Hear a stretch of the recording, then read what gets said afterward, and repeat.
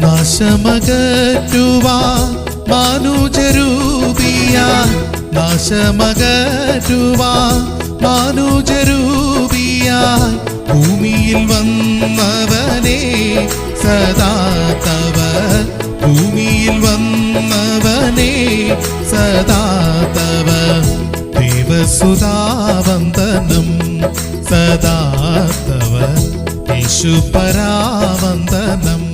ക്രിസ്തുയേശുവിന്റെ നിസ്തുല്യ നാമത്തിൽ ശുഭസന്ദേശത്തിലേക്ക് സ്വാഗതം. വിശുദ്ധ വേദപുസ്തകത്തിൽ യോഹന്നാൻ എഴുതിയ സുവിശേഷം 6-ാം അധ്യായം 47-ാം വാക്യത്തിൽ നാം ഇപ്രകാരം വായിക്കുന്നു: ആമേൻ ആമേൻ, ഞാൻ നിങ്ങളോട് പറയുന്നു, വിശ്വസിക്കുന്നവന് നിത്യജീവൻ ഉണ്ട്. കർത്താവായ യേശു ലോകത്തിന്റെ സൃഷ്ടാവും പരിപാലകനുമാണ്. യേശു സ്വർഗത്തിലെ സകല മഹിമയും വെടിഞ്ഞ് മനുഷ്യനായി ഈ ലോകത്തിൽ അവതാരം ചെയ്തു. ആരും ഒരിക്കലും പിതാവായ ദൈവത്തെ കണ്ടിട്ടില്ല, എന്നാൽ യേശു പിതാവിനെ നമുക്ക് കാണിച്ചു തന്നു. ഉദാഹരണമായി യേശുവിനെയും യേശു പറഞ്ഞതിനെയും ചെയ്തതിനെയും നോക്കി പിതാവ് നല്ലവനും സ്നേഹനിധിയും നമ്മുടെ പാപങ്ങളെ ക്ഷമിക്കുന്നവനുമാണെന്ന് അറിയാമെന്ന് മാത്രമല്ല, അവൻ നമ്മുടെ സകല ആവശ്യങ്ങളെയും പ്രശ്നങ്ങളെയും കുറിച്ച് കരുതലുള്ളവനുമാണെന്ന് മനസ്സിലാക്കാം. സകല മാനവരാശിയുടെയും രക്ഷയ്ക്ക് വേണ്ടി കർത്താവായ യേശുക്രിസ്തു ക്രൂശിൽ മരിക്കുകയും 3-ാം ദിവസം മരിച്ചവരുടെ ഇടയിൽ നിന്ന് ഉയർത്തെഴുന്നേൽക്കുകയും ചെയ്തു. അവൻ നമ്മുടെ വീണ്ടെടുപ്പുകാരനാണ്. പാപത്തിൽ നിന്നും ന്യായപ്രമാണത്തിന്റെ ശാപത്തിന്റെ കീഴിൽ നിന്നും അവൻ നമ്മെ വീണ്ടെടുക്കുന്നു. നമ്മുടെ സ്വാതന്ത്ര്യത്തിനുള്ള വില വെള്ളിയോ പൊന്നോ കൊടുത്തല്ല യേശു വാങ്ങിയത്, അവന്റെ വിലയേറിയ രക്തം കൊണ്ടാണ്. ഇരുട്ടിന്റെ അധികാരത്തിൽ നിന്ന് നമ്മെ വിടുവിച്ച് തന്റെ സ്നേഹസ്വരൂപനായ പുത്രന്റെ രാജ്യത്തിലാക്കി.